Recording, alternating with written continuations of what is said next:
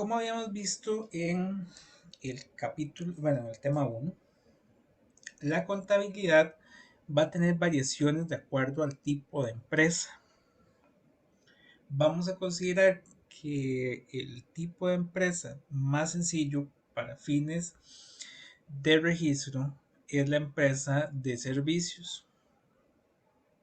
Y va a ser la empresa de servicios porque no va a tener todo el manejo de un inventario que sí manejaban las empresas comerciales y las empresas productoras.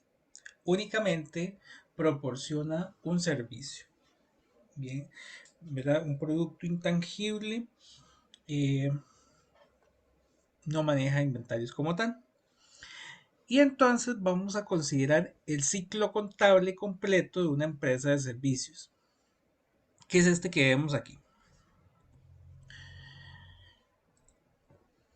Vamos a considerar que cualquier parte del proceso contable comienza con el análisis de la transacción.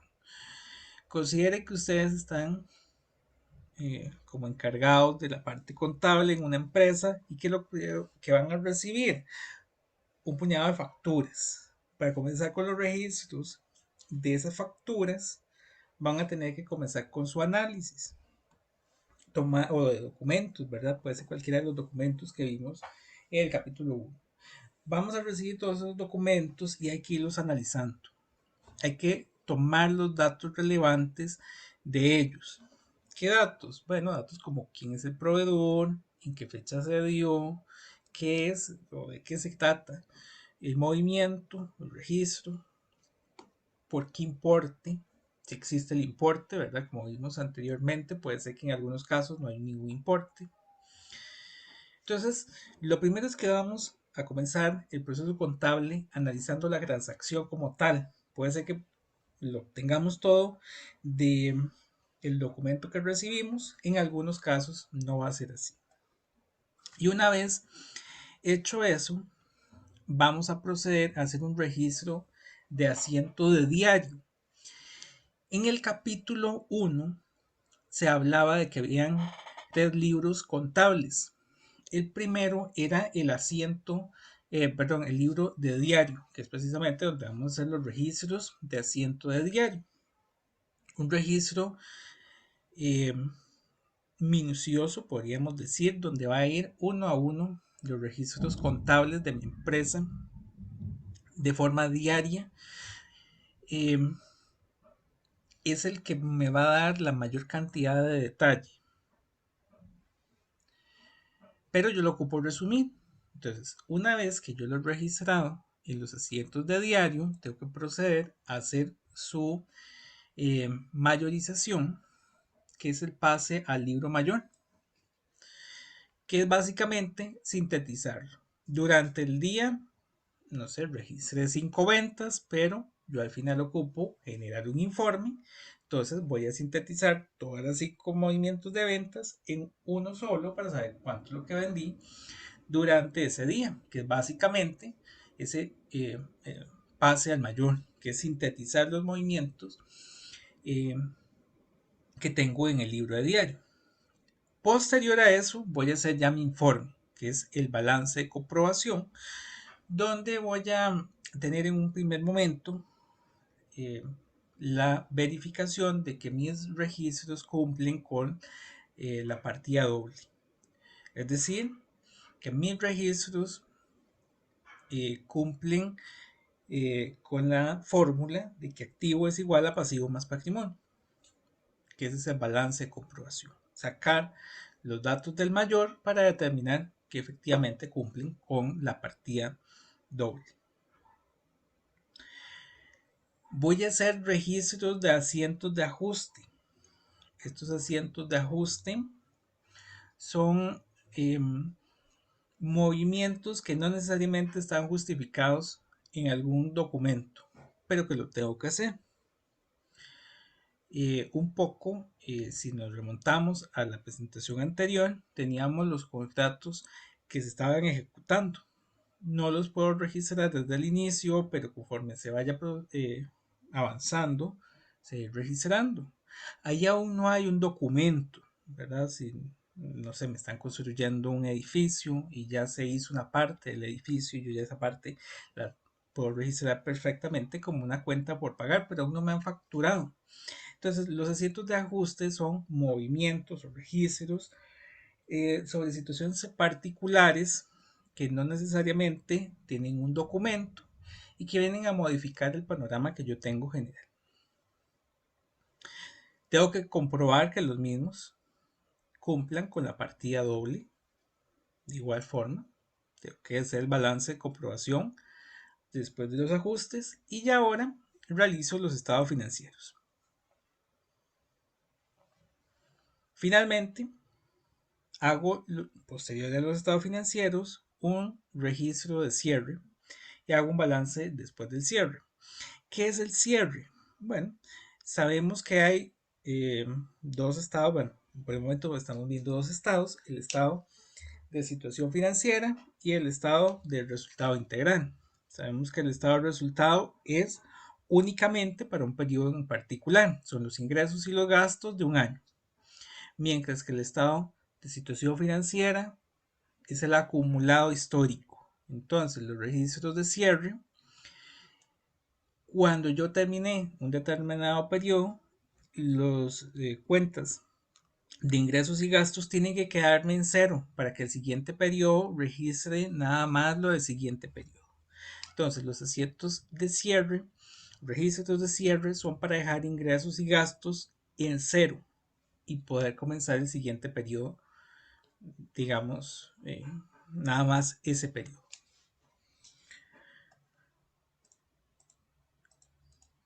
Bien, entonces,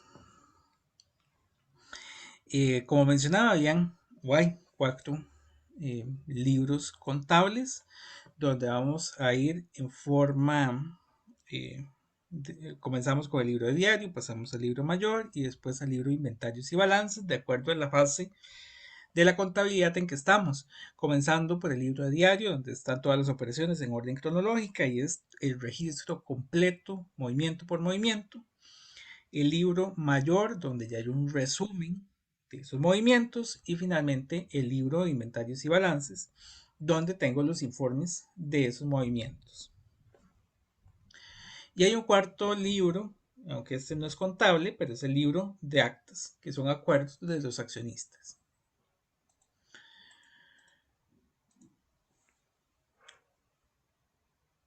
En el libro de diario vamos a hacer los asientos de diario, valga la redundancia, que van a ser asientos o registros por cada operación comercial. Entonces, uno a uno, los documentos que yo voy recibiendo van a tener un asiento de diario. Es un registro o una anotación en el libro de diario. Y debe cumplir con tres funciones. La función histórica, tengo que saber cuál es la fecha en la que se generó ese movimiento. Recordemos que tenemos el principio de poder verificar, entonces si yo me tengo que lograr devolver para identificar todos los movimientos que justifican los ingresos de mi estado de resultados, voy a necesitar esta información. ¿En qué fecha se generó? De la función histórica de un asiento de diario, la función analítica, si aumentó el debe o si aumentó el haber, la función del registro, que es el detalle y la explicación de la transacción, que es lo que estaba sucediendo, y qué documento de respaldo existe para el mismo. Entonces, este que vemos aquí es un asiento de diario. Va a tener cinco columnas, perdón, cuatro datos que se van a... Estos cuatro datos de aquí son los que vamos a llevar a nuestros registros contables y el de la izquierda se va a quedar en el libro de diario. Estos otros cuatro van a avanzar a los demás libros. Pero tenemos cinco datos. Primero la fecha, que es en la que se generó aquel movimiento. El detalle, que es la explicación de lo que hicimos. Ya lo vamos a ver, pero estas son cuentas. La referencia, que está considerado hacia el siguiente libro. Si yo paso del libro de diario, llevo este movimiento al libro mayor. Las referencias para saber a qué parte del libro mayor lo llevé. Porque tengo que darle esa trazabilidad, no puedo dejar ahí el dato suelto. Tengo que tener un movimiento al debe y tengo que tener un movimiento al haber. Siempre tiene que haber uno al debe y uno al haber, que es el movimiento que hice y el origen de sus fondos, ¿verdad? Lo que obtuve y de dónde vino. Y tiene que cumplir la partida doble, así que lo que yo registro al debe tiene que ser igual a lo que yo registro al haber. Tiene que tener el detalle, que es el donde vamos a poner toda la explicación que queramos, y muy importante, tiene que llevar el documento. Entonces yo sé que este asiento estaba realizado con base al documento de respaldo número 120. Aquí no le especifiqué, pero podría ser la factura 120, puede ser el contrato 120, en fin, puede ser algún elemento. Tenemos que tener por lo menos una cuenta al debe y una cuenta al haber. Entonces, esta es una cuenta que está al debe con su monto al debe y esta es la cuenta que va al haber con su movimiento. Ojo esto, tienen un número que precede al nombre. Si lo recordamos, al final del capítulo 1 hablábamos de que había un catálogo de cuentas donde yo le asigno un código a cada cuenta, que podría comenzar como 1, activo, 10, activo corriente. Entonces aquí 100, efectivo y bancos, y bueno, 145, maquinaria. Aquí tenemos, aparte de ese código, el nombre de la cuenta en ambos casos. Y para que vayamos entendiendo lo que está sucediendo es que tengo un registro de maquinaria. Maquinaria es un activo y si yo quiero aumentar un activo, tengo que hacer mi registro al debe. ¿Cómo interpretaríamos esta primera línea? Que estoy adquiriendo maquinaria por 10 millones. Y eso que estoy adquiriendo, ¿de dónde obtuve el dinero? Bueno, la segunda línea me explica eso. Me dice que lo obtuve de mi cuenta bancaria, lo pagué con efectivo de mis bancos por el mismo importe, 10 millones. Vea también esto, esta cuenta está a este margen y esta tiene este espacio. La cuenta que va al debe va pegada a la línea, la cuenta que va al haber tiene un espaciado. Ya sabe cuál es la cuenta, a qué columna va, si al debe o al haber. No sé si de momento tenemos alguna consulta con este primer ejemplo de las partes de un asiento. Es muy importante que tengan. Sí, Bastante básico, digamos, el documento, si yo tengo factura 1, puedo tener recibo 1, o tiene que ser recibo 2, aunque no haya un recibo 1. No, no, es el número del documento. Porque, por ejemplo, ahí en la factura eh, no necesariamente sería tu consecutivo, sino más bien el consecutivo del proveedor. Entonces uno podría inclusive agregar aquí, no sé, que es la factura 5 del proveedor X. Entonces, usted aquí va a poner toda la identificación necesaria que usted considere necesario en ese detalle. Ya que nada más puse que era el documento número 20. Usted puede incluir toda la información que considere necesario y pues no necesariamente va a tener ese consecutivo. Puede ser que usted tenga la factura 2 sin haber tenido la 1, porque esa 1 se la dio el proveedor acto, ¿verdad? Entonces no hay ningún problema. Gracias, profe. Con gusto. Profe, Ujú. en este caso la maquinaria sería un gasto, ¿verdad? No, la maquinaria sería un activo. Y donde dice efectivo y banco, ahí sería un pasivo. No, también sería un activo. Recordemos que el activo aumenta al debe, y ya tenemos maquinaria que aumenta al debe y disminuye al haber.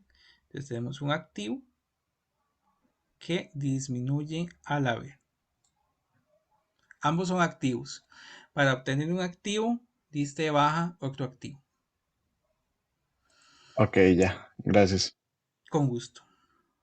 Más adelante ya veremos los gastos, por el momento aún no. Nada más como para entender la estructura del asiento. Y ahí te vamos a ver como un catálogo pequeñito, si no me equivoco. Y ahí ya veríamos un poco las cuentas, más o menos. Y no sé si hay alguien más que te haga consulta.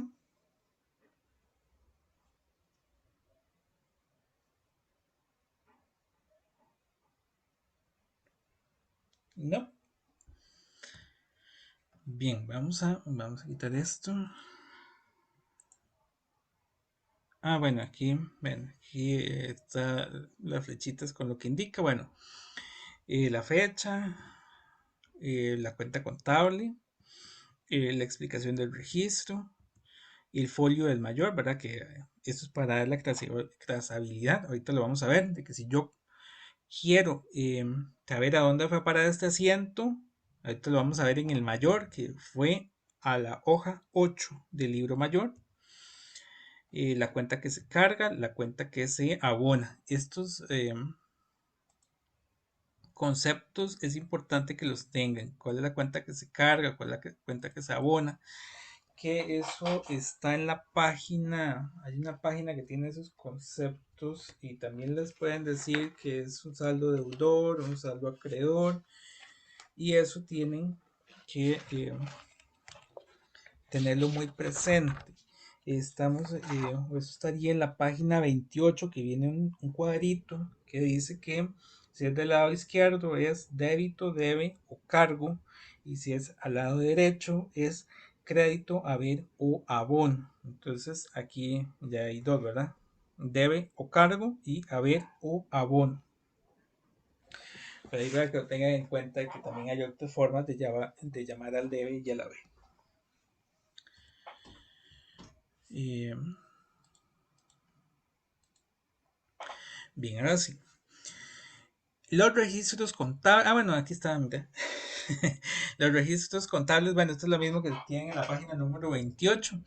Los registros contables eh, pueden tener un débito o un crédito, dependiendo si es su saldo en el que aumenta o el saldo en que disminuye. Si aumenta el debe, sería un débito, un cargo o es un saldo deudor. Y si aumenta el haber, es un crédito, un abono o un saldo acreedor. La naturaleza de las partidas, para poder hacerse saldo al debe o al haber, sería esta, que es la naturaleza, la cuenta, este es su saldo normal, que era el que hablaba del capítulo 1. El saldo normal para un activo, para un gasto, es aumentar al debe, y para un pasivo, un patrimonio, un ingreso, es aumentar al haber. Al lado inverso es para disminuirlo. Entonces, un activo o un gasto aumentan al debe y disminuyen al haber. Un pasivo, un patrimonio o un ingreso aumenta al haber y disminuye al debe.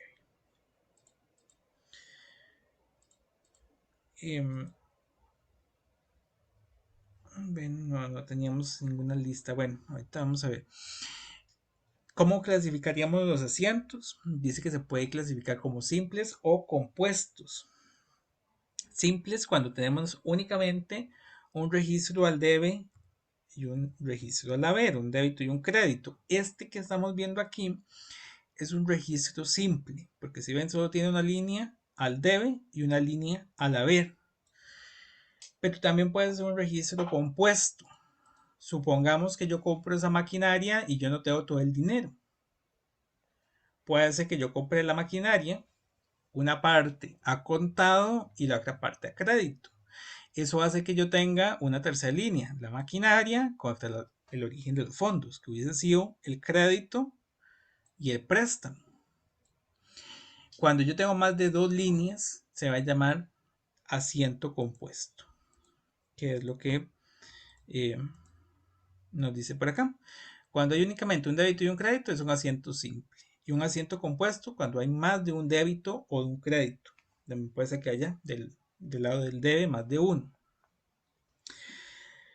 Eso con respecto al asiento de diario, que después hay que pasarlo al mayor, que es hacer esa síntesis.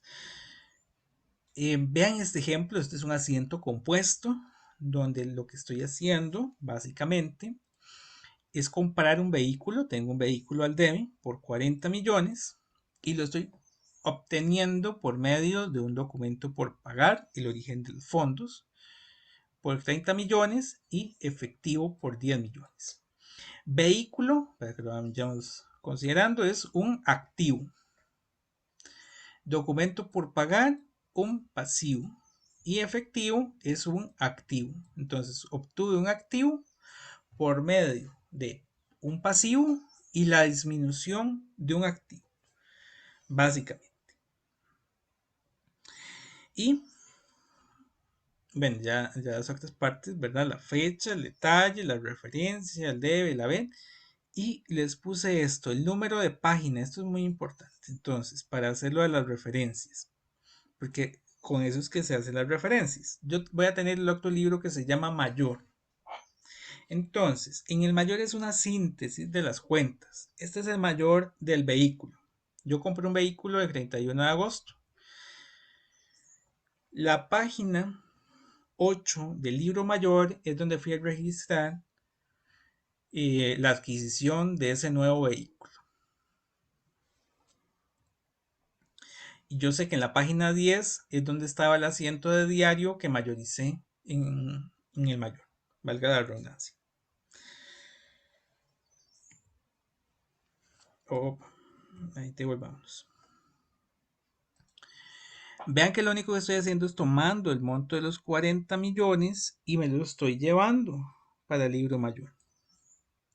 El libro mayor es un resumen por partida.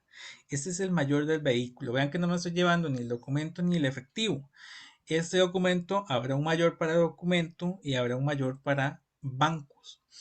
Este mayor es únicamente para vehículo. Entonces ya anteriormente yo había comprado un vehículo por 25 millones.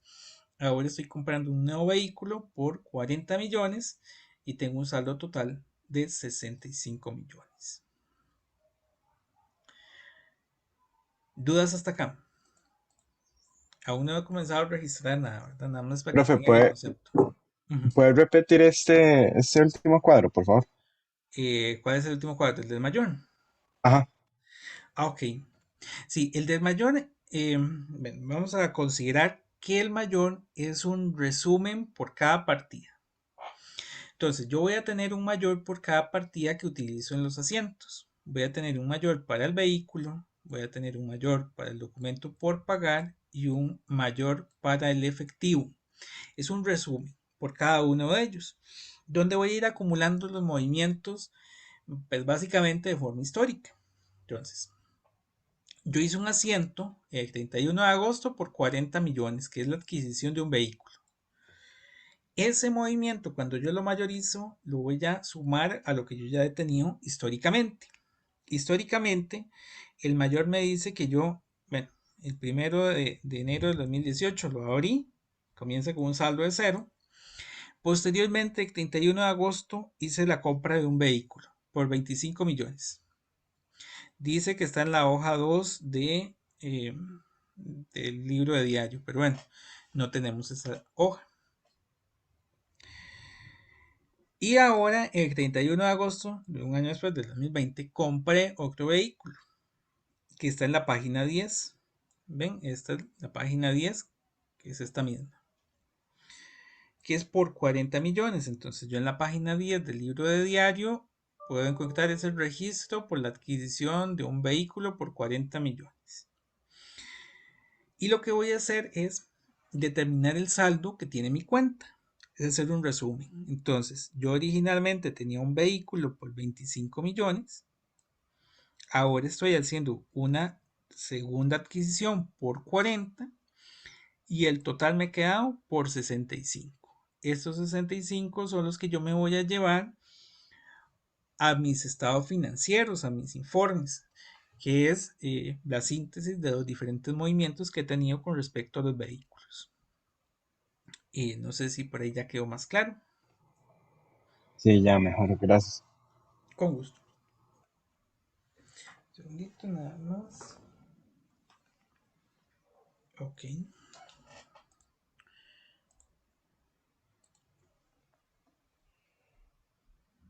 Ok, muy bien.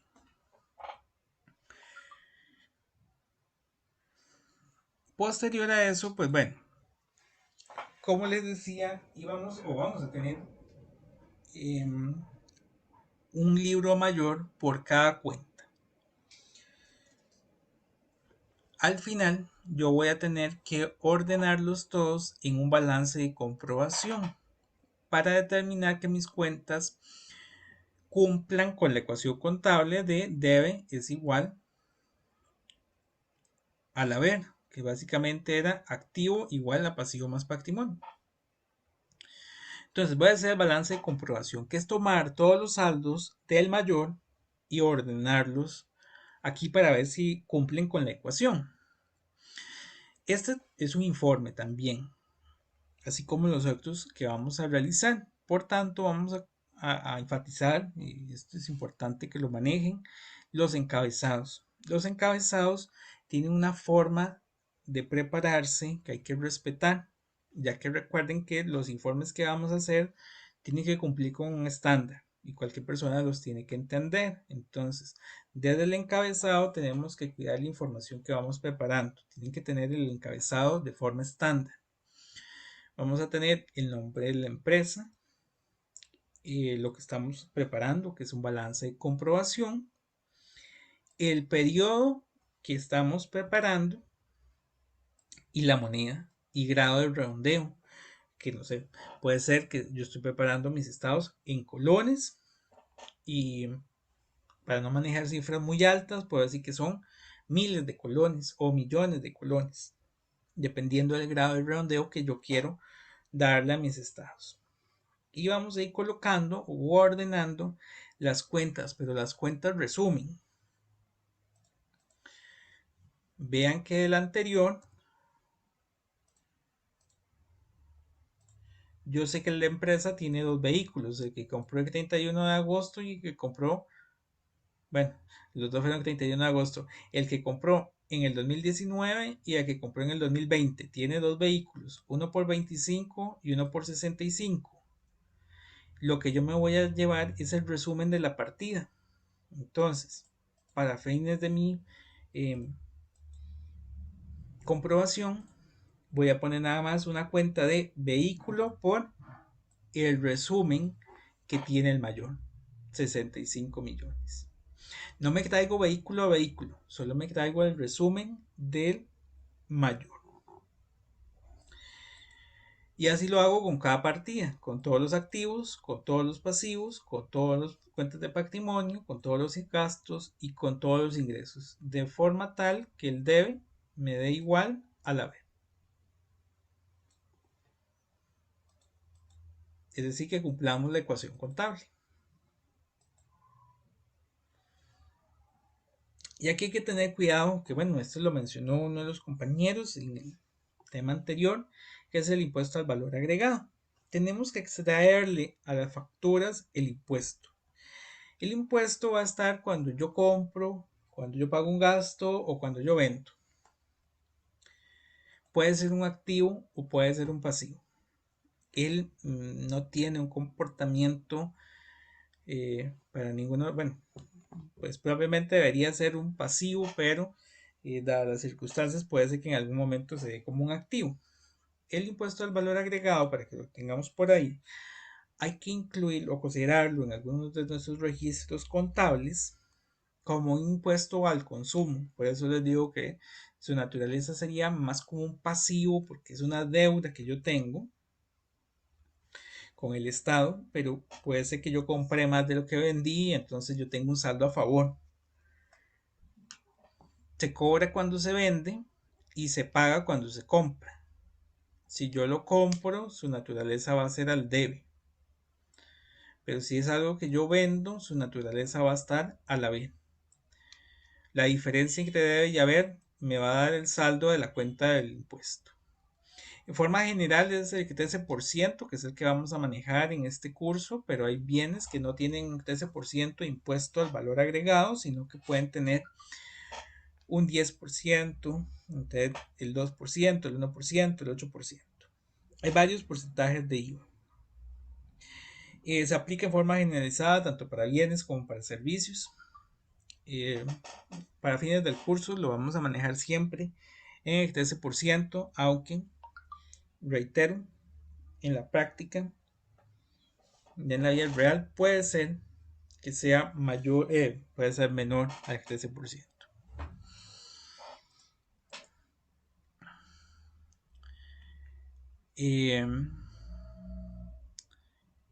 Bueno, aquí les puse esta filmina para que cuando veamos bien la parte práctica lo tengan ahí en cuenta. De que en la parte práctica a veces les va a aparecer dos conceptos para decirles que un registro tiene IVA. Pueden decirles que es, perdón, más IVA, o puede ser que les digan IVAI. Si nos dicen que nuestro registro es más IVA, es diferente a si me dicen que es IVAI. Por ejemplo, aquí yo estoy haciendo una compra de materiales por 500,000 colones IVAI. Eso significa IVA incluido. Cuando me dicen IVAI, significa que los 500,000 colones incluyen el IVA. 500,000 colones es el total de la factura que yo pagué. Para ese tipo de registros, nosotros tenemos que separar el IVA, que era lo que les mencionaba. Y esa separación del IVA lo vamos a hacer al tomar el monto total y dividirlo entre la tarifa del IVA más 100%. La tarifa del IVA es 13% y le sumo 100. Entonces, véanlo acá. Para saber cuánto es el monto sin el IVA, yo tomo los 500,000 y lo divido entre 1.13, que me da el monto sin el IVA. Y ya a ese monto le puedo calcular el IVA normalmente. Este es este de acá. Eso para que lo tengan en cuenta, que nos pueden dar los registros con el IVA incluido o pueden decirnos que son masivos. Y este es ese mismo ejemplo, pero que nos digan que es más IVA. Si es más IVA, lo que yo tengo es la compra como tal, un suministro de oficina por 500,000 colones, más el IVA de 65, que me quedan 565. Qué raro que se ve este. La letra es como más grande que la anterior. Sí. Entonces, para que tengan esos dos posibilidades, que puede ser más IVA o con el IVA incluido. En uno dividimos y en el otro multiplicamos. Bien, no sé si hasta aquí tenemos alguna consulta. Por supuesto, de momento todo lo que hemos visto es teórico, ¿verdad? No hemos hecho ningún asiento de diario en forma práctica. Ya vamos a ver si nos dará tiempo durante esta sesión. Si no, vamos a continuar el tema en la próxima sesión. De momento, no sé si tienen alguna consulta. Profe, una Sí, pregunta. ¿Vimos sí. lo que es el libro de actas? Es que no me acuerdo si soy honesto. No, ese no lo vamos a ver porque ese libro de actas tiene una connotación más para un abogado. El libro de actas es donde están los acuerdos de la asamblea de accionistas. Entonces, es un libro legal que la empresa tiene que llevar, lo establece el Código de Comercio como tal, pero no es un libro contable en sí. Entonces, ese libro de actas y la empresa está obligada a llevarlo, pero no es que un contador es el que va a ir pues, anotando las actas como tal. eh, entonces por eso de aquí lo estaríamos pues nada más viendo en forma teórica, que el libro de actas pues no están los acuerdos de asamblea de accionistas, pero no es un libro contable como Perfecto. tal. Gracias. Con gusto.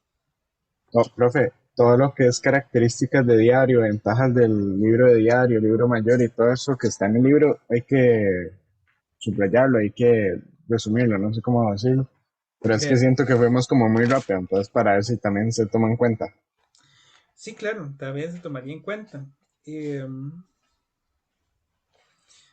Sí, sí, ahí sí tendríamos que estudiar todos los elementos que vienen en la antología, digamos. Ahí estaríamos yéndonos a la página 39, donde están las características del libro de diario y sus ventajas, características del libro mayor, la relación entre diario mayor y creo que esos son básicamente, ¿verdad? Los dos que mencionas, que es la página 39. Eh, no los voy a incluir en la presentación, sería más para la lectura que ustedes hagan posterior. Ya algunos de ellos, pues sí los eh, mencioné, ¿verdad? Por ejemplo, aquí nos dice que las características del libro de diario, que se registra en orden cronológica, que ahí lo mencioné en las funciones, ¿verdad? Que pues es un registro histórico, ahí va en forma cronológica, que tiene un registro analítico y de clasificación. Eh, Se analiza la operación para determinar si aumenta o disminuye el activo, el pasivo, el patrimonio, resume en forma detallada las operaciones, ya que los asientos de diario se ubican primero el análisis y luego el detalle, con excepción de los asientos de apertura que llevan al inicio un detalle. Si lo ven, muchos de estos elementos ya están en lo que hemos visto, es decir, creo que es un poco más repetitivo. Pero sí, cuando hagan la lectura, ahí van a estar esas características del libro de diario y del libro mayor. No voy a ahondar tanto en ellas en la presentación para ver el registro eh, contable como tal. Es por eso, pero sí, sí, sí sale, Gracias. con gusto.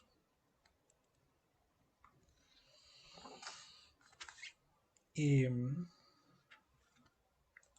Bien, si lo vemos desde el proceso que mencionaba al inicio, ¿verdad? Donde teníamos el análisis de la transacción, posteriormente el asiento de diario pasa a un mayor, el registro del mayor pasa al balance y comprobación, es hasta donde llegamos acá, ¿verdad?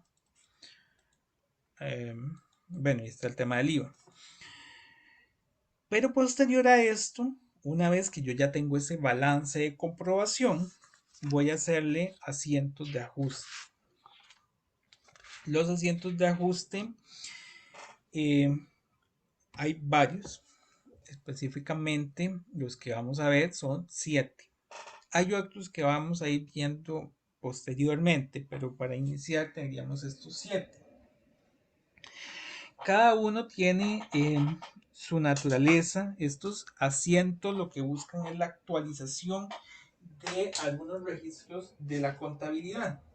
Veámoslos casi que en pares. Los ingresos y gastos acumulados. Estos ingresos y gastos acumulados, nada más un segundito para ver si... No. Entonces, los ingresos y gastos acumulados vamos a considerarlos cuando se ha iniciado un trabajo, está en proceso y no se ha finalizado. Por ejemplo, un gasto acumulado va a ser que al cierre me quedan salarios por pagar. Hay algún salario por pagar porque la fecha de pago, no sé, es el 5 de cada mes. Y yo hice mi registro, mi cierre contable el 31.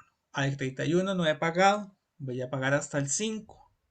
Por ejemplo, las cargas sociales, las voy a pagar hasta el mes siguiente. Ese gasto que ha acumulado, eso es un gasto acumulado, es un gasto que aún no he pagado, pero que propiamente ya incurrí en el mismo. Y paralelamente vamos a tener lo que son los ingresos acumulados. Yo ya comencé a brindar algún servicio a un cliente. Por ejemplo, comencé con una consultoría, aún no la he terminado, pero ya comencé, tengo algún grado de avance. Y sobre ese grado de avance que tengo, ya tengo un ingreso acumulado, que es un ingreso que tengo por cobrar. Aún no lo puedo cobrar porque no he terminado, pero ahí lo tengo. Tengo que registrarlo para presentar el panorama completo, siguiendo el principio de relevancia y de presentación fiel. Tengo que, si es importante para el proceso de toma de decisiones y si me permite presentar todo el panorama completo, incluir ese ingreso que se encuentra acumulado. Por otra parte, tendríamos el ingreso y el gasto diferido. El ingreso diferido va a ser un... bueno, esto es tal vez importante, se los voy a ir anotando por aquí. El ingreso diferido va a ser una cuenta de pasivo, mientras que el gasto diferido es una cuenta de activo. Ahorita me vuelvo a revisar los otros. El ingreso diferido es cuando yo recibo algún ingreso por adelantado. Entonces podríamos suponer que tal vez yo hago un adelanto de un servicio que aún no he recibido. Entonces quien recibió ese pago, ese adelanto, lo va a registrar como un ingreso diferido. Es un ingreso pagado por adelantado básicamente. Y en el momento en que yo ya cumplo con ese servicio por el que me contrataron, se convierte en un ingreso. El gasto diferido es un gasto pagado por adelantado. Eso sucede mucho tal vez en las pólizas, que sea más notorio. Yo pago la póliza, tengo un derecho de la misma por X cantidad de meses, no sé, 6 meses. Y conforme va pasando el tiempo, yo ya voy consumiendo ese derecho. Es un gasto diferido, un gasto pagado por adelantado. En el caso de los gastos acumulados y de los ingresos acumulados tendrían un comportamiento contrario. En el caso de los gastos acumulados hablamos de que son cuentas de pasivo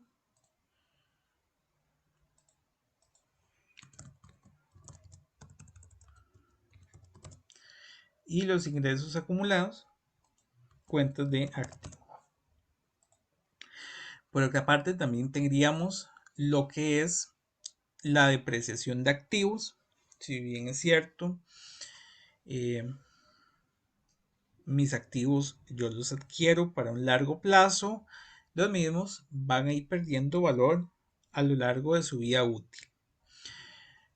Pongamos el ejemplo de un edificio. Yo compro un edificio para mi operación, el edificio tal vez va a estar conmigo por 30 años, pero el edificio se va desgastando. Cada año ya vale menos. La depreciación es básicamente eso, ese desgaste que tiene el activo por su uso o simplemente por su existencia. Porque ya conforme va pasando el tiempo, ese activo va valiendo menos. La depreciación entonces es eso. También tenemos las incobrables. Aunque bueno, ya este término de incobrable ya no se utiliza tanto, pero bueno, el incobrable es el desgaste, en este caso, de la cuenta por cobrar. Yo puedo vender a crédito y la cuenta incobrable es una cuenta que, si bien es cierto, tengo el derecho de cobrarla, el cliente no me quiere pagar. Y ya lo puede llevar inclusive a la vía legal y aún así no me va a pagar, no tengo sobre qué caerle para hacer el cobro y entonces es una cuenta que de ninguna manera voy a poder recuperar.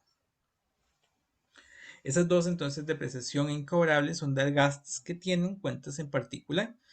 La depreciación sobre activos y bueno, las cuentas por cobrar también es un activo, pero tienen su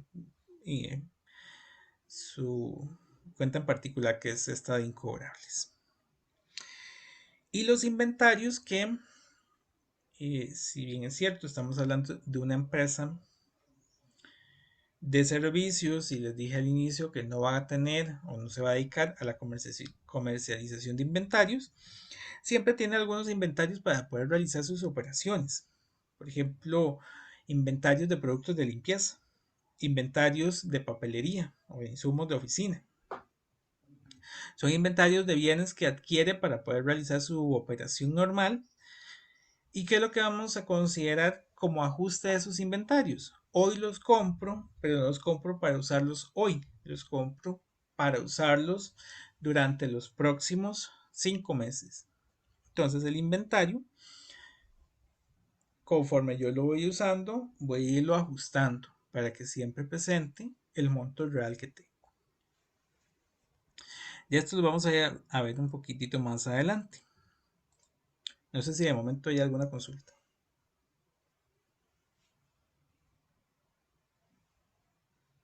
Profe, ¿será que puede explicar un poquitito la parte del IVA con los gastos diferidos? Es que acá habla un poco y no sé si... Creo que está más adelante en la presentación. Si no, yo me devuelvo, pero yo creo que está más adelantito. Perfecto, gracias. Igual tengámoslo ahí presente, sí. No sé si hay alguien más.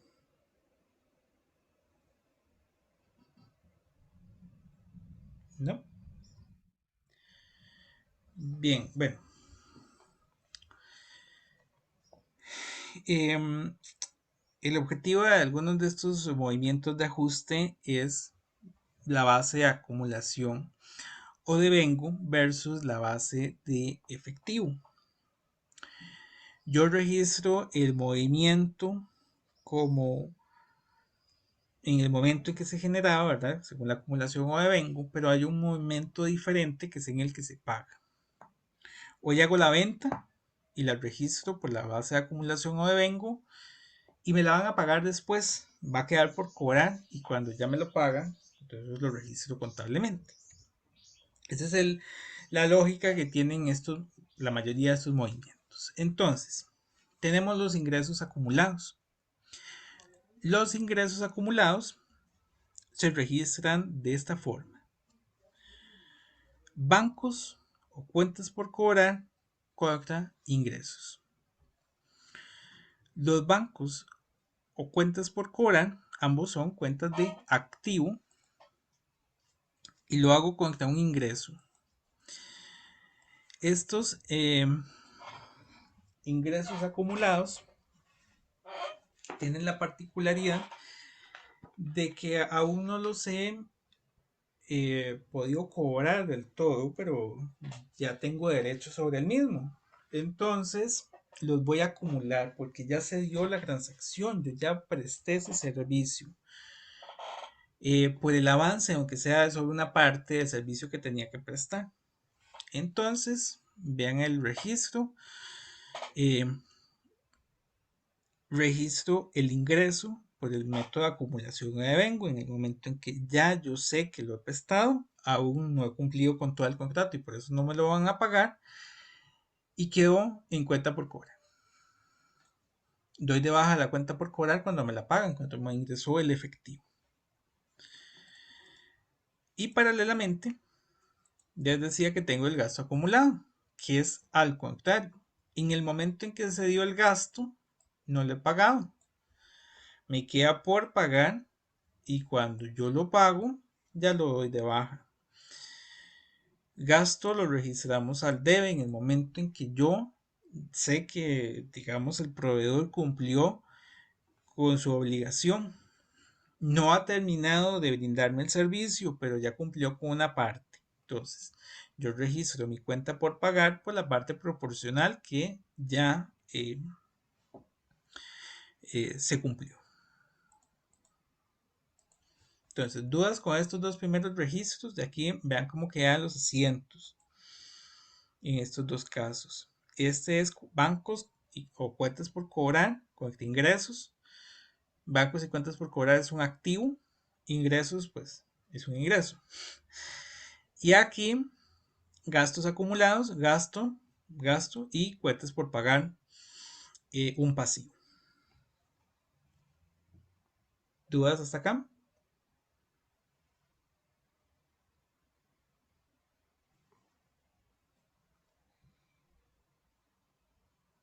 Todo claro.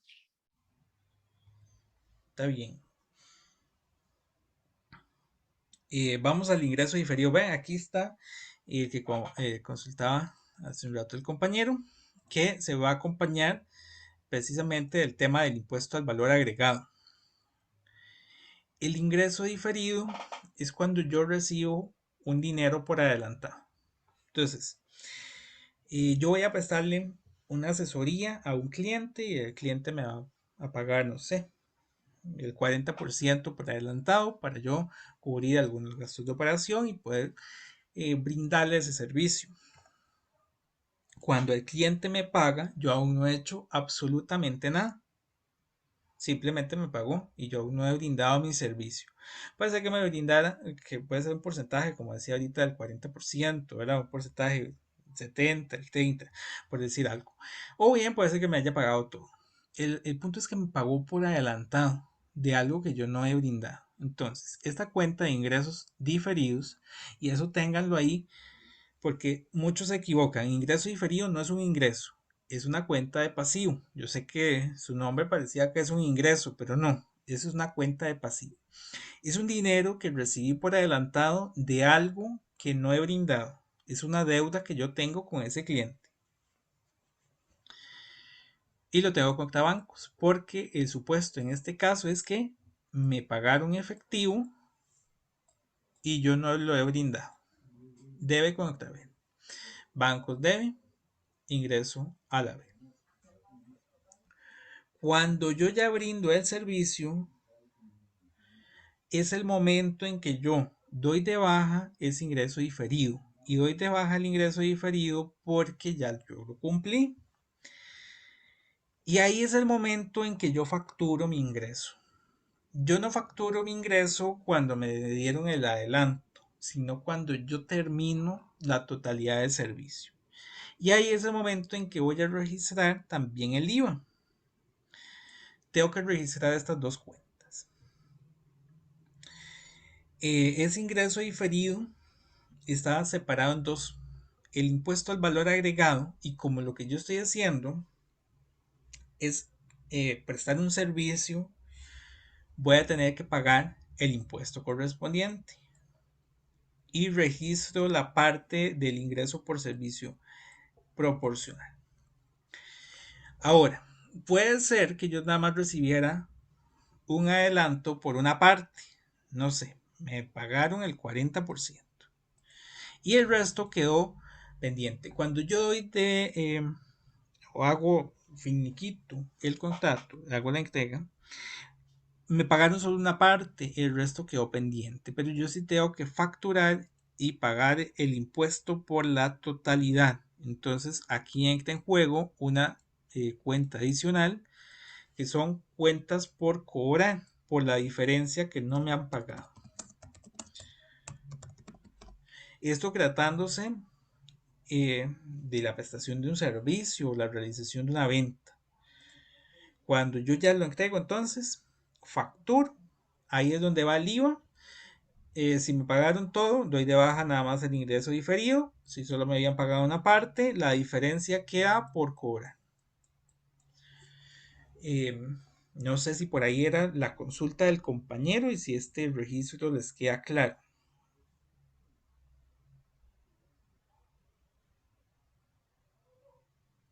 Sí, profe.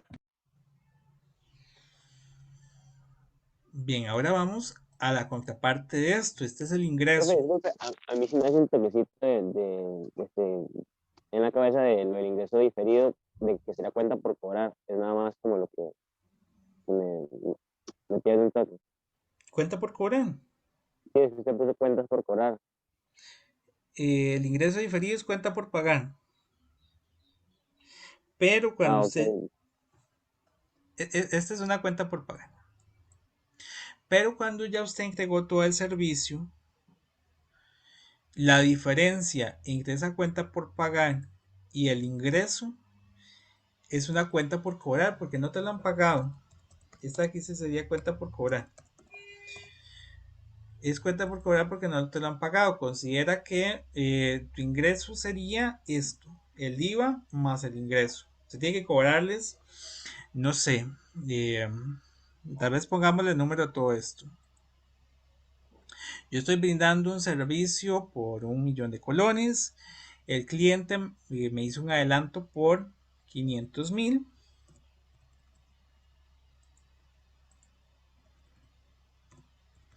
Cuando yo ya termino ese servicio, que era por 1 millón, digamos que fuera 1 millón masiva para no complicarnos mucho. Mi ingreso es por el millón, que fue lo que yo cobré, más el IVA. 130,000. Y entonces resulta que el cliente solo me ha pagado 500,000. Pero el cliente me tiene que pagar estos dos, el millón 130,000. Entonces, ya esta parte de los 500,000, que era una deuda que yo tenía con el cliente, porque él me dio por adelantado un dinero de algo que yo no le había entregado, ya podríamos considerar que está compensado. Pero la diferencia, los 630, no me lo he pagado. Y yo ya tengo, o ya brindé todo el servicio, por lo cual tendría derecho perfectamente a cobrarlo y por eso lo registraríamos como una cuenta por cobrar. No sé si así ya les queda un poco más claro. Sí, profe, muchas gracias. Perfecto. No sé si hay alguien más que haya consulta. Y me pone 4 y me dice que aquí el tiempo pasa rapidísimo. Bien, el gasto diferido va a ser la contraparte del ingreso diferido. Aquí más bien yo estoy pagando algo por adelantado. Cuando yo pago algo por adelantado se va a convertir en un activo. Activo pagado por adelantado. Es lo mismo que el gasto diferido.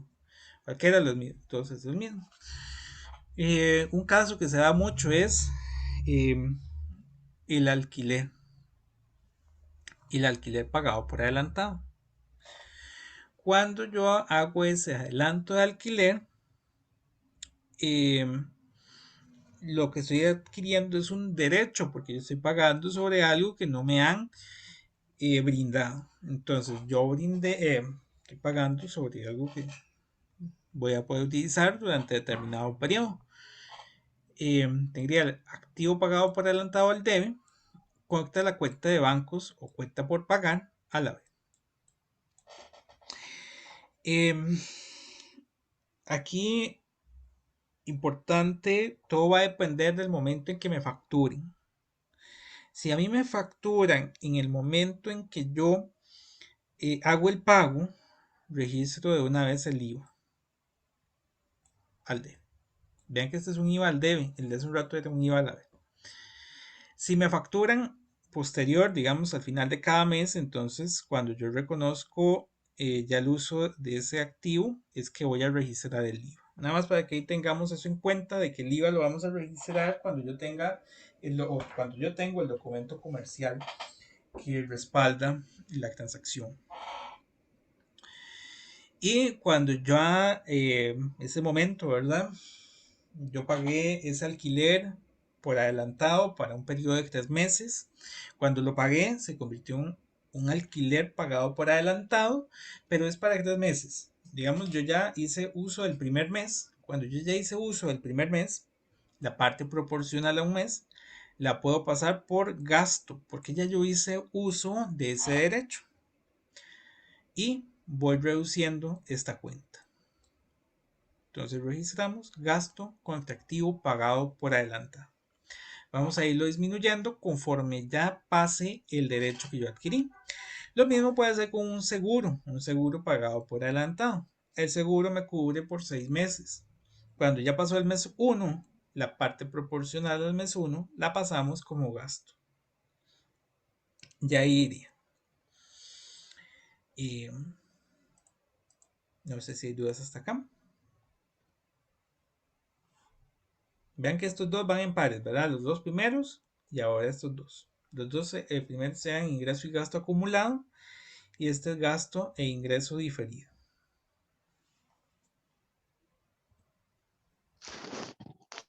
Estamos bien, más o menos.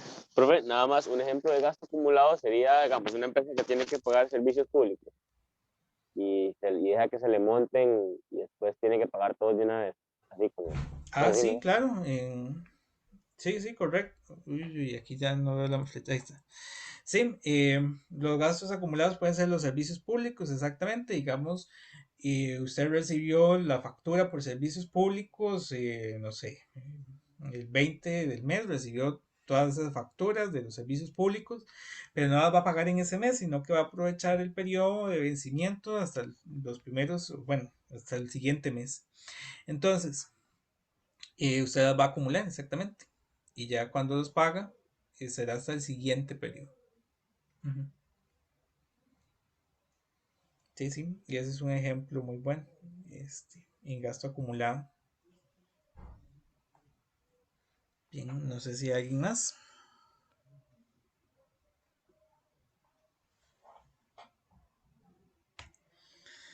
Estamos, bueno, el siguiente es la depreciación. La depreciación se relaciona con la adquisición de activos.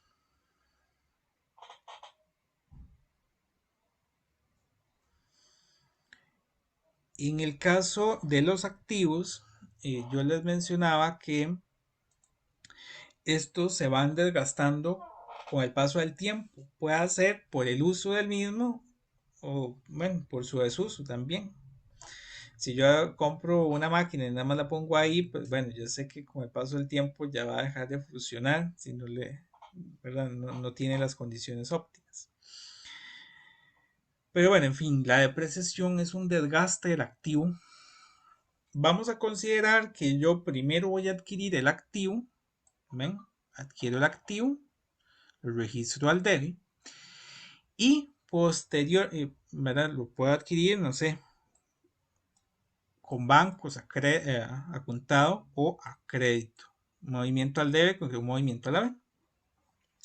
Y cuando el activo se deprecia, voy a hacer el segundo asiento, que es el asiento de ajuste. Un gasto por depreciación al debe, que es básicamente reconocerse desgaste corta la cuenta de depreciación acumulada. Aquí esto es muy importante. No estoy utilizando la misma cuenta del activo. Llamemos ese activo maquinaria. Compré maquinaria y ahora deprecio la maquinaria. No estoy utilizando aquí al ver la cuenta de maquinaria. Estoy registrando una cuenta que se llama depreciación acumulada. Depreciación acumulada es una contrapartida del activo que tengamos, que lo disminuye. Si mi activo tiene naturaleza al debe, la depreciación acumulada tiene naturaleza al haber. Es una contrapartida del activo que lo que hace es reducir su importe. ¿Y cómo se calcula? Bueno, hay varias formas de calcularlo. De hecho, vamos a profundizar en ellas en el siguiente curso. Aquí vamos a ver solo una forma de calcularlo y es tomar el valor del activo menos un valor residual. ¿Qué es un valor residual? Un valor que si yo vendiera el activo dentro de un periodo de tiempo, lo podría obtener. Entonces, voy a borrar por aquí. Supongamos que yo compré una maquinaria por 1.000.000 de colones que tiene un valor residual de, no sé, 50.000 colones, que es lo que estimamos que dentro de 5 años yo podría obtener por vender esa máquina eh, a otra persona o en chatarra o de alguna forma, ¿verdad? Es un valor que yo voy a poder recuperar de ese activo al finalizar su vida útil. Y la vida útil es un periodo durante el que aquel activo me va a funcionar. Va a depender, cada activo tiene su propia vida útil. Yo podría considerar que compro yo una máquina que es para 8 años y tengo otra máquina que es para 5 años y tengo otra máquina que es para 10 años. Todo depende de cuánto es ese periodo durante el cual yo estimo que la máquina me va a dar algún valor. Entonces tendríamos el valor del activo, que es por lo que yo lo compro, el valor residual, que es en lo que yo consideraría que puedo venderlo o lo que podría recibir al final de su vida útil. El valor depreciable es el valor del activo menos el valor residual. Es un importe a través del cual yo voy a hacer mis registros de depreciación. Yo voy a depreciar 950,000. No voy a depreciar el millón que vale mi máquina. Voy a depreciar 950,000. Porque estos otros 50,000 los voy a lograr recuperar al finalizar la vida útil del activo. La vida útil en años, entonces la vida que yo estimo para ese activo, voy a considerar que este tal vez sea para 10 años. Y si yo tomo, sí, adelante, Jorge. Y, profe, ¿cómo se sacaría lo del valor residual? Digamos, usted compra esa maquinaria por 1 millón y el valor residual de lo que usted cree que va a vender en 5 años es 50,000, pero ¿cómo? O Es un sea, valor, como sí, es un valor razonable. arbitrario, tal vez. ¿Perdón? Así, no al azar, pero tal vez No, es un, usted no es un sé. valor razonable. Con base en lo que otras máquinas, ¿verdad? Eh, Usted tendría que investigar en el mercado eh, cuánto es lo que podría recibirse por, digamos, es un valor que se va a obtener en el futuro. Perfectamente usted podría dejarlo en cero. Es una estimación. Entonces ahí lo podríamos hacer por el valor razonable. Si recordamos el Pero en marco base a eso, los demás datos también, no sé, o sea, no estarían como condicionados a lo que pueda pasar. Entonces no habría nada como fijo o seguro. correcto. Siempre hay alguna incertidumbre. Ujú. Y de hecho, el valor de la depreciación hay que revisarla todos los años. Entonces, usted va a ir ajustando ese valor residual. Por eso te digo que puede ser cero. Y al final es una estimación. Entonces, es una estimación con base a toda la información que usted tiene hoy. Puede ser que toda esa información cambie mañana y usted tenga que actualizar el registro de la depreciación. Él puede ir cambiando. Eh, entonces, ahí, por eso es Ok, ok, que en entiendo, marco profe, conceptual gracias. estaba la parte de la incertidumbre en algunas estimaciones. Esta es una estimación y tiene su incertidumbre porque efectivamente depende de algo que va a ser en el futuro. En este caso, por ejemplo, es un valor que yo estimo para dentro de 10 años. Entonces, por supuesto que podría tener cambios en, digamos, en ese lapso. Ujú. Está bien. No sé si hay Sí, algo profe, más. entiendo. Sí. Sí, excelente. Em, sí, si uno considera que tal vez no va a hacer esa estimación y puede poner cero, entonces ahí es un valor, este, para no complicarnos en eso. La depreciación anual va a ser el valor depreciable dividido entre los años de vida útil de mi activo, 95,000.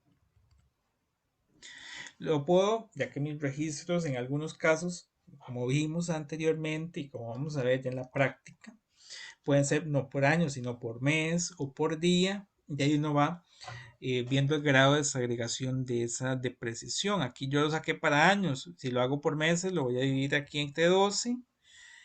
No sé cuántos son 95,000 entre 12. Vamos a ver.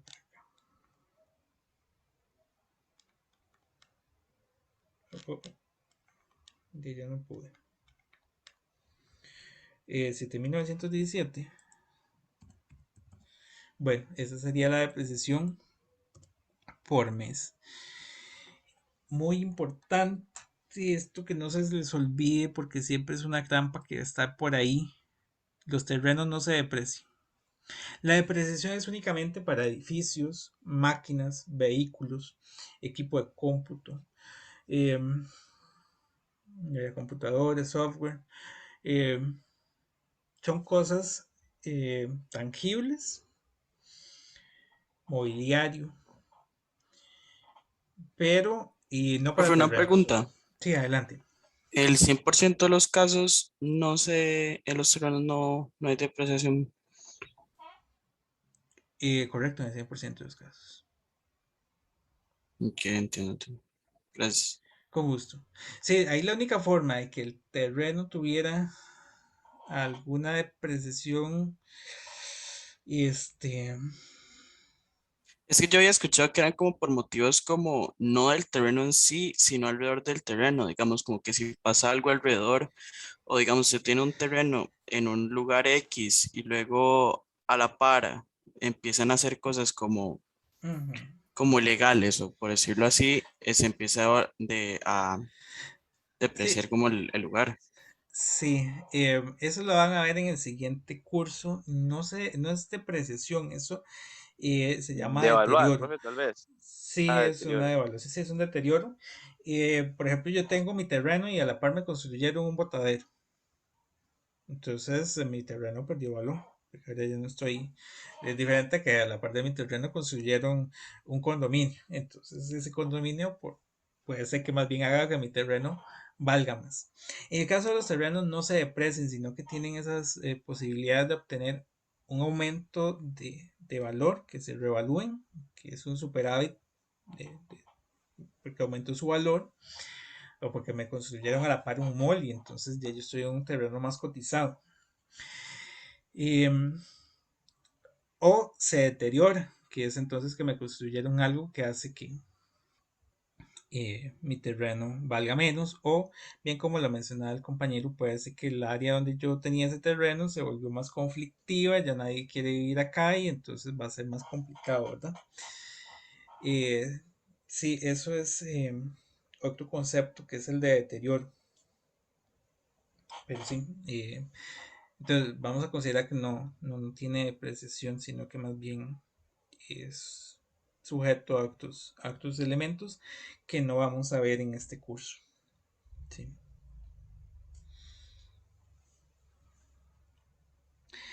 Ahora, nada más para ir terminando hay que tener en cuenta que el activo que voy a registrar, entonces les decía que es lo que se categoriza, vamos a ver posiblemente como activo no corriente, que es activo no corriente, serían los que mencioné, ¿verdad? Vehículos, maquinaria, mobiliario, edificios.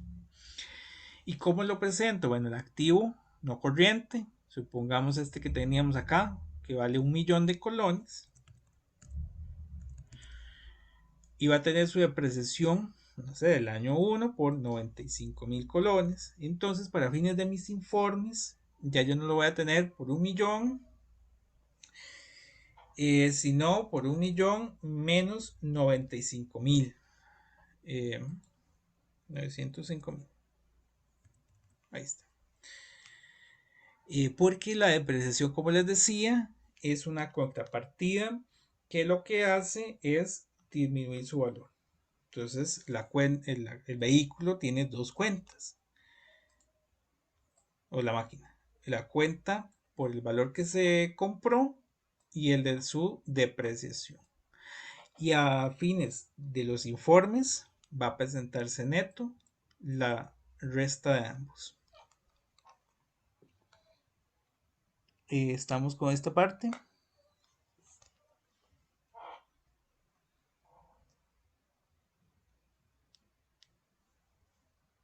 Más o menos. Y en la práctica lo van a comprender un poco más.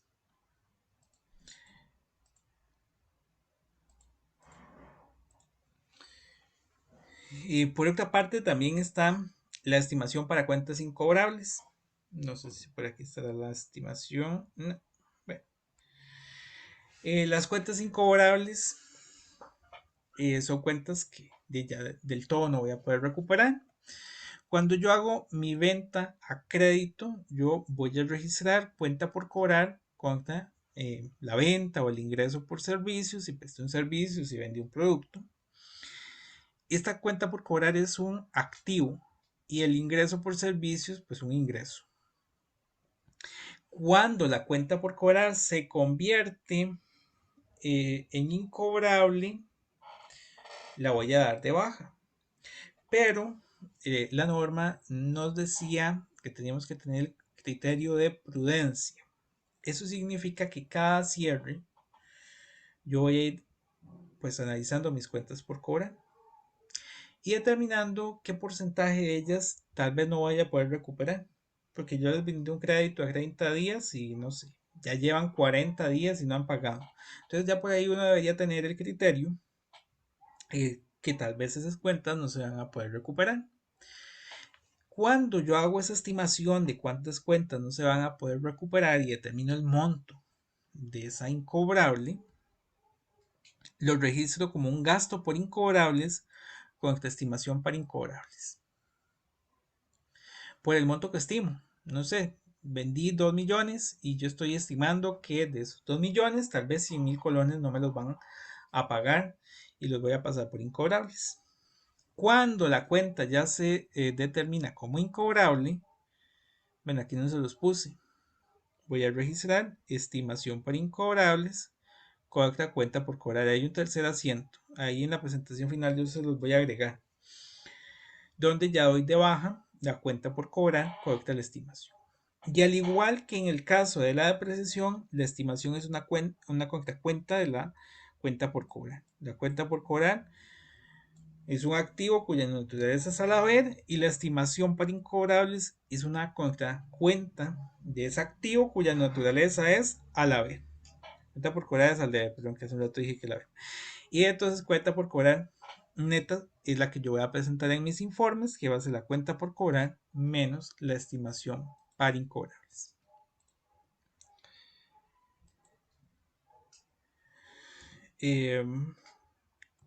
Nada más un segundito. Yo voy a terminar en esta parte de los estados financieros porque ya van a ser las 4:50. Entonces, verá que tengo que ir terminando por ahí de las 4:50. Entonces, quedan como 3 diapositivas. Nada más para terminar con los asientos de ajuste. También tendríamos el ajuste de inventario consumido. Conforme yo voy comprando el inventario, lo voy a ir llevando en una cuenta de inventario al debe, correcta, el origen, ¿verdad? Que puede ser efectivo o una cuenta por pagar.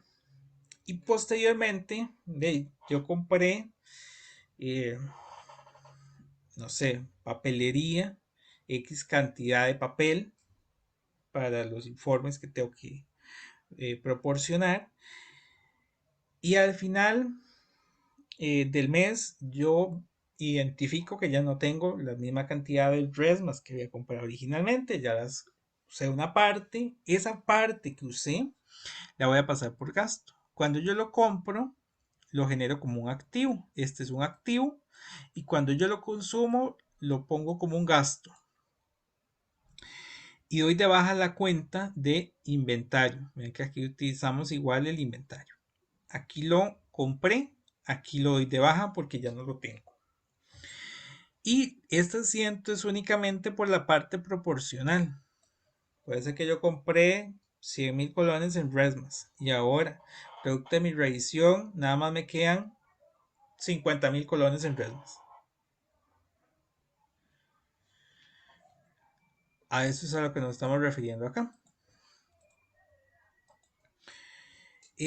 ¿Cómo se realiza esto? Bueno, yo voy a tener un suministro o un inventario inicial al cual le voy a agregar lo que compré durante el periodo.